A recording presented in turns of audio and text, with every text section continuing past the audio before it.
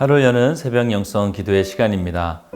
오늘은 오스왈드 챔버스의 주님은 나의 최고봉 중 섬김을 위한 궁핍이라는 주제로 함께 말씀을 나누겠습니다.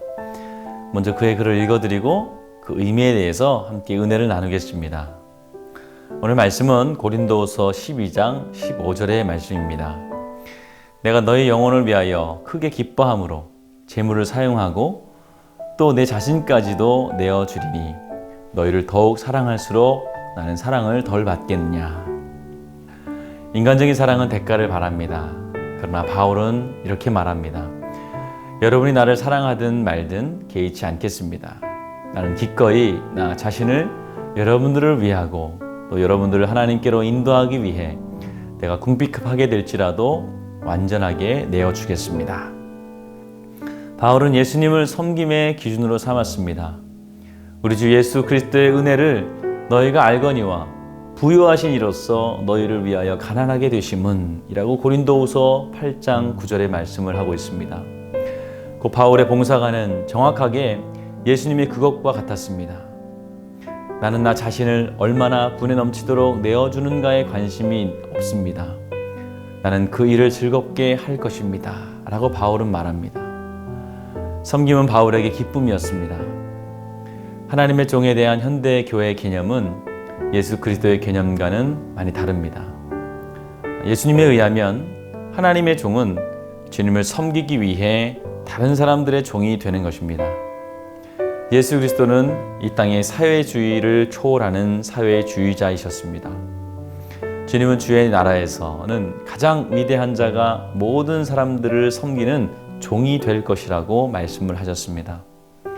성도의 진가는 복음을 가르치는 것이 아니라 제자들의 발을 씻기는 것입니다. 즉 사람들에게 중요하진 않지만 하나님께 중요하게 여기시는 것을 행하는 것입니다. 바울은 자신이 치러야 할 희생이 어떠한 것이든 개의치 않고 다른 사람들을 향한 하나님의 지대한 관심에 호응하기를 기뻐했습니다. 우리는 머릿속으로 계산하면서 주님의 일을 인합니다. 하나님께서 나를 거기로 보내시면 사례는 얼마나 할까? 날씨는 어떨까? 나에 대한 배려를 많이 해줄까?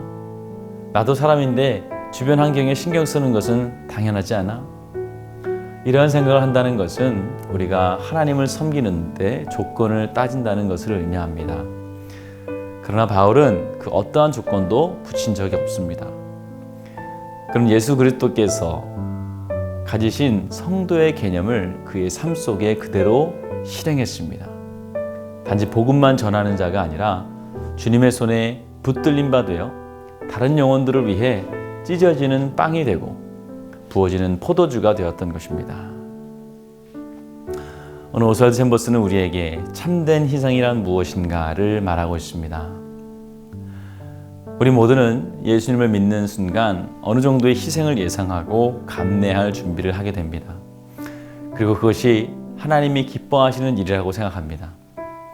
물론 우리가 우리의 욕망과 욕심을 내려놓고 다른 사람들을 위해 희생하는 것은 하나님도 기뻐하시는 일입니다.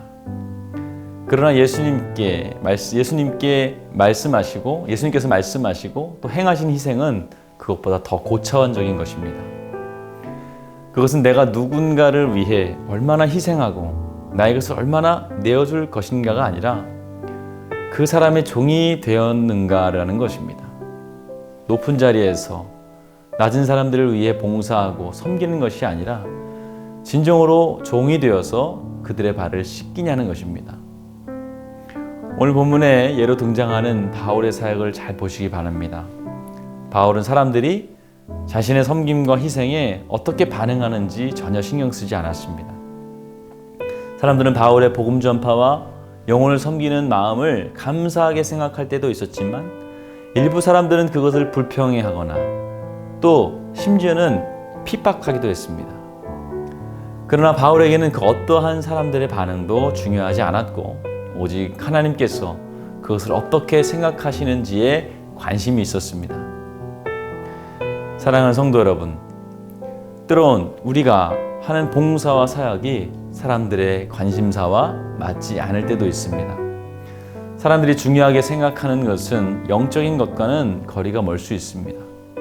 그렇다고 우리의 희생이 가치가 없거나 쓸모없는 것은 아니라는 것입니다.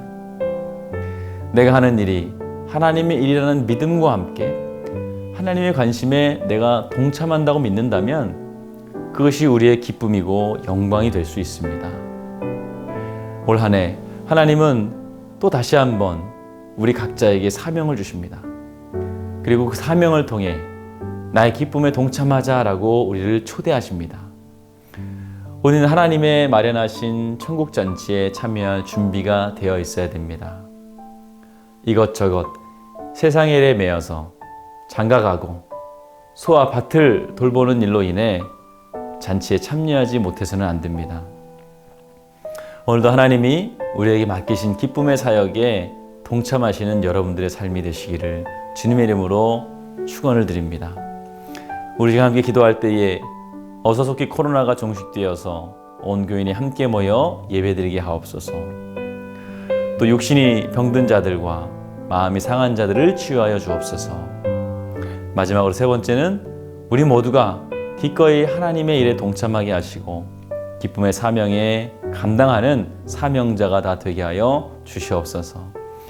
이러한 기도 제목을 가지고 함께 기도하겠습니다. 좋으신 아버지 하나님, 은혜와 사랑을 감사합니다. 오늘도 우리에게 하루를 선물로 주심은 주님이 베푸시는 천국 잔치에 함께 동참하고 참여하길 원하신 민주를 믿습니다. 올 한 해 우리에게 주신 많은 사명들을 하나님 우리가 기쁨으로 감당하게 하여 주시되 그 일을 통하여서 하나님의 기쁨에 동참하며 또 하나님이 주시는 또 보람된 삶을 살아갈 수 있도록 함께하여 주시옵소서. 예수님의 이름으로 축복하며 기도하였습니다. 아멘.